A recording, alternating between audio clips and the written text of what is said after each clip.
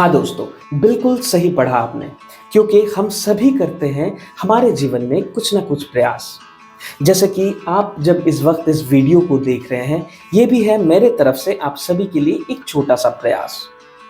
ये तो दोस्तों मैंने अपने इस चैनल पे अब तक जितने सारे वीडियोस ऐड किए हैं वो कहीं ना कहीं से हमारे उभरते हुए भारत के पुराने इतिहास और कुछ नए उपलब्धियों के बारे में था। पर अब साथ ही साथ मैं करने जा रहा हूँ एक और छोटा सा प्रयास, और जिसमें हिस्सेदार बनेंगे आप सभी लोग। दोस्तों, हमारा भारत तो बहुत ही आगे बढ़ रहा है और साथ ही साथ आगे बढ़ रहा है हमारा पूर्वोत्तर। और इसीलिए आज मैंने अपने चैनल पे ऐड किया है एक नया प्लेलिस्ट, और जिसका नाम है shining north east. Yes, you heard me right, because I really can feel it. Friends, Northeast is not only the place where sun rises earlier than any other places of India, but at the same time, Northeast is now shining for many other reasons that every Indian should know. दोस्तों, आसाम से होने के खातिर मैं जब भी बात करता हूँ नॉर्थ ईस्ट के बारे में, तब मेरे जहन में आसाम का सबसे पहले आना स्वाभाविक है, जिसमें सबसे पहले आती है माँ कामाख्या, फिर ब्रह्मपुत्र और फिर बराक, जिसके गोदी में बसा है मेरा प्यारा सा गाँव। और इसी गांव में रहते हैं मेरे दो भगवान, मेरे माँ और मेरे बाबा। साथ ही रहती है मेरी दीदी और भांजा, जिनमें बसता है मेरा जान। चलिए आज आपसे साझा करता हूँ आखिर क्या है मेरा वो प्रयास, जिसमें सोशल प्लेटफॉर्म में पहली बार शेयर करने जा रहा हूँ खुद से ही जुड़े कुछ बातें। और आखिर में आपको ये भी बताऊंगा कि कैसे आप भी जुड़ सकते हैं मेरे शाइनिंग नॉर्थ ईस्ट के इस अभियान के साथ। तो चलिए शुरू करते हैं वीडियो को।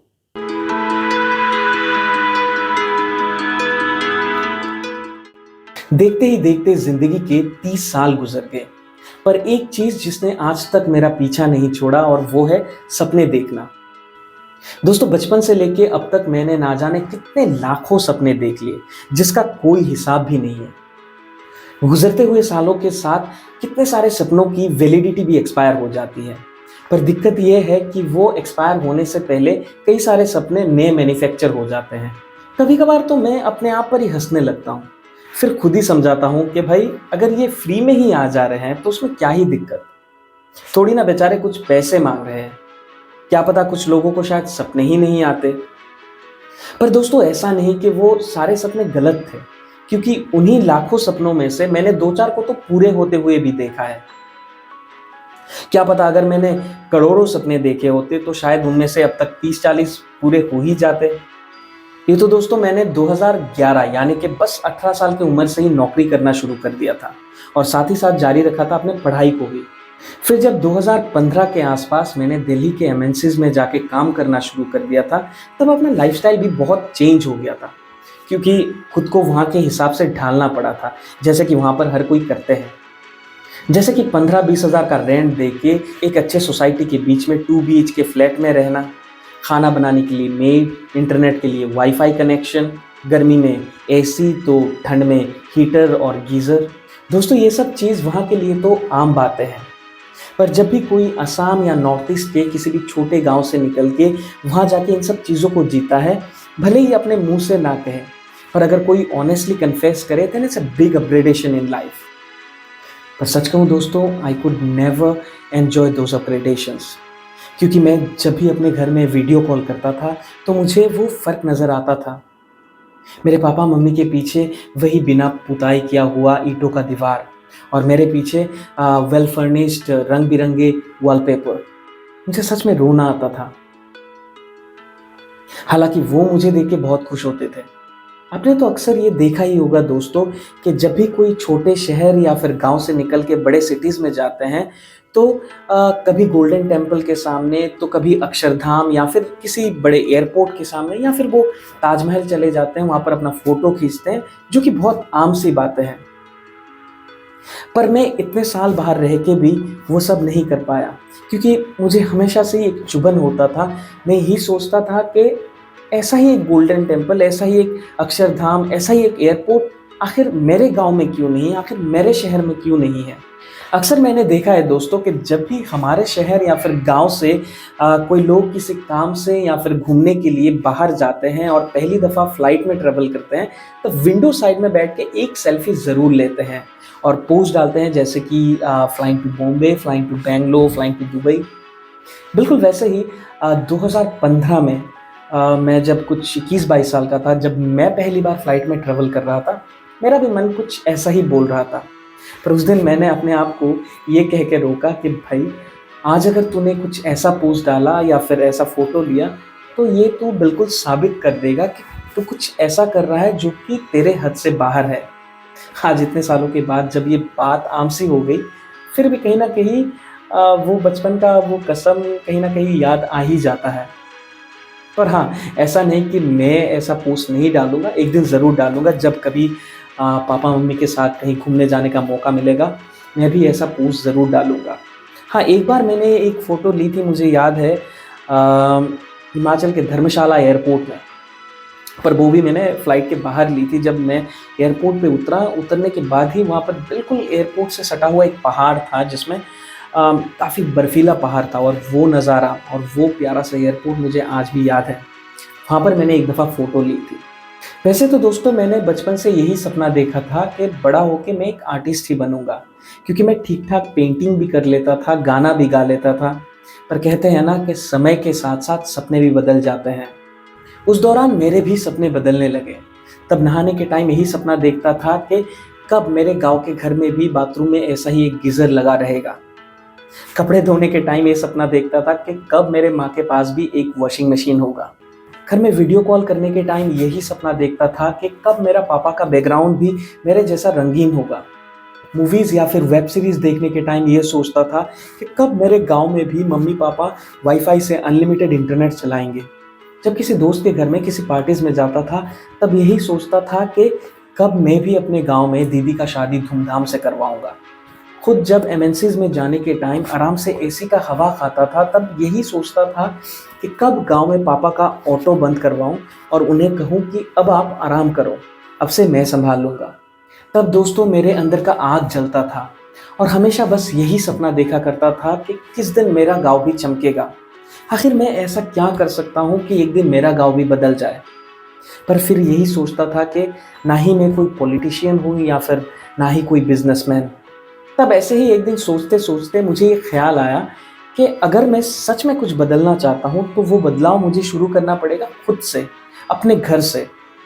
क्योंकि मैंने अक्सर ये लोगों को कहते हुए सुना है कि खरबूजे को देख के खरबूजा भी रंग बदलता है, in a positive way. Friends, then I have started constructing my house, और भगवान की कृपा से अपने गाँव में सबसे अच्छा मकान बनवाया। फिर अच्छे से दीदी का शादी भी करवाया, जितने भी लोग और मेहमान आए सबने तारीफ़ भी की। आस-पड़ोस के सोसाइटी वर्क में जब भी अपनी हैसियत के हिसाब से जितना भी बन पड़ा उतना किया, और ऐसे ही आज मम्मी-पापा वाईफ़ाई से अनलिमिटेड इंटरनेट भी चला रहे हैं। दोस्तों, जब कभी पापा आके कहते हैं कि देखना मेरा हॉटस्टार का सब्सक्रिप्शन खत्म हो गया क्या, मैच नहीं चल रहा, या फिर मम्मी कहती है कि बेटा नेटफ्लिक्स में एक अच्छा सा मूवी लगा दे, ये कुछ ऐसे खुशी होते हैं दोस्तों जो कह के बयां करना मुश्किल है। पूरा गाँव तो अभी भी नहीं बदला दोस्तों, पर आप यकीन नहीं मानोगे कि पिछले 5 सालों में मेरा मोहल्ला इतना बदल गया है, जब भी देखता हूँ बहुत खुशी मिलता है। हर कोई इसी कोशिश में लगा है कि मैं भी अपने घर को सजाऊँ, ज़रूरत के हर सामान को लाऊँ। ऐसा नहीं दोस्तों कि लोगों के पास कैपेसिटी नहीं था, पर हाँ, एक सोच की कमी थी। आज एक दूसरे को देख के हर कोई अपना सोच बदल रहा है, और मुझे पक्का यकीन है कि आज अगर मेरा मोहल्ला बदल रहा है, तो कल मेरा गाँव भी बदलेगा। मैं जब गाँव में अपना मकान बना रहा था, तब मेरे कुछ दोस्तों ने मुझे ये सलाह दी कि भाई, तू यहाँ पर इतना पैसा क्यों खर्च कर रहा है? इससे बेहतर तू शहर में आके एक ज़मीन का टुकड़ा ले ले, नहीं तो एक फ्लैट ले ले, ये बेटर इन्वेस्टमेंट होगा। I really respect them because they are always my well wishers. पर दोस्तों, बचपन से ना मेरे अंदर एक जलन होती थी, जब मैं अपने ही गाँव के लोगों को देखता था कि ये यहाँ के बड़े-बड़े ज़मीन के टुकड़े को बेच के शहर में जाके छोटे घर बना के रहते थे। उन्हें तो लगता था कि ये एक बेटर इन्वेस्टमेंट है, पर इन्हीं बड़े ज़मीन के टुकड़े को बाहर से कुछ लोग आके खरीद के हमारे इस जगह के नाम और संस्कृति को हमेशा चेंज करने की कोशिश करते थे। क्योंकि हमारा जो जगह है, ये जगह भगवान कृष्ण कन्हैया के नाम के ऊपर है, जिसका नाम है कन्हाई बाज़ार। पर कुछ लोग हमेशा से इसे चेंज करने की कोशिश में लगे रहते हैं। अगर यूँ ही सब अपने ज़मीन को बेच के बाहर जाने लगे, तो जगह का नाम चेंज होने में टाइम ही नहीं लगेगा। दोस्तों, ये बात बिल्कुल सच है कि आप अकेले दुनिया को नहीं बदल सकते, पर हाँ, हर कोई अपने आप को ज़रूर बदल सकता है, और जिस दिन हर कोई बदलने लगा, तब दुनिया को ज़रूर बदलना पड़ेगा। आज मुझे गर्व होता है जब हमारे देश को एक ऐसे प्रधानमंत्री मिले हैं जो हमेशा भारत को दुनिया का सबसे शक्तिशाली देश बनाने का सपना देखते हैं। और बिल्कुल इसी तरह हमारे प्रदेश को भी एक ऐसे सीएम मिले हैं जो हमेशा असम को इंडिया का टॉप 5 स्टेट बनाने का सपना देखते हैं। उनका सपना कितना साकार हो पाएगा वो तो बात की बात है, पर मुझे खुशी इस बात की है कि वो सपने देखते हैं और मुझे पक्का यकीन है कि कुछ हद तक तो उनका सपना ज़रूर साकार होगा। इसलिए दोस्तों हमेशा सपना देखा करें, कभी भी अपने सपनों का सौदा इस बात पर मत करें कि ये मेरे हद से बाहर है। जिस दिन आप और हम में से हर कोई अपना गांव या अपने शहर को टॉप लिस्ट में देखने का सपना देखना शुरू कर दे, उस दिन से अपने देश की तरक्की को कोई नहीं रोक पाएगा। आज बिल्कुल ऐसा ही एक सपना मैं भी देख रहा हूँ, क्योंकि हमारे असम और नॉर्थ ईस्ट में ऐसे बहुत सारे चीज़ है जो देश भर तक पहुंचना चाहिए। और इसी उम्मीद के साथ मैं ये अभियान को शुरू कर रहा हूँ, शाइनिंग नॉर्थ ईस्ट, और जिसमें आप सभी को रिक्वेस्ट करता हूं कि अगर आपको भी लगता है कि आपके गांव या फिर आपके शहर में भी कुछ ऐसा हिस्टोरिकल प्लेस या फिर कुछ स्टोरीज है या फिर कुछ खान पान है जिसके बारे में देश भर में या फिर दुनिया में लोगों को जानना चाहिए, तो आप मुझे ईमेल कर सकते हैं विद 10 वैलिड पॉइंट्स। और साथ ही आप मुझे भेज सकते हैं आपका एक फोटो, नहीं तो 1 मिनट का एक वीडियो, जिसको मैं अपने वीडियो में ऐड करूंगा, जिससे मुझे बहुत खुशी होगी। स्क्रीन पे अभी आपको दिख रहा है मेरा ऑफिशियल ईमेल आईडी, जिस पे आप ईमेल भी कर सकते हैं, और साथ ही आप मुझे फेसबुक या फिर इंस्टाग्राम में मैसेज भी कर सकते हैं। तो दोस्तों ये था मेरा छोटा सा प्रयास। अगर आपको भी लगता है कि आपने भी किया है कुछ ऐसा ही प्रयास which can add some values to your societies, please comment करके मुझे ज़रूर बताएं। अगर आप वीडियो को YouTube पर देख रहे हैं तो मेरा चैनल सब्सक्राइब करें, और अगर आप Facebook पे देख रहे हैं तो पेज को लाइक करना ना भूलें। मेरा प्रयास हमेशा यूं ही जारी रहेगा दोस्तों, पर आज के लिए इतना ही। इजाजत दीजिएगा। वंदे मातरम, जय हिंद।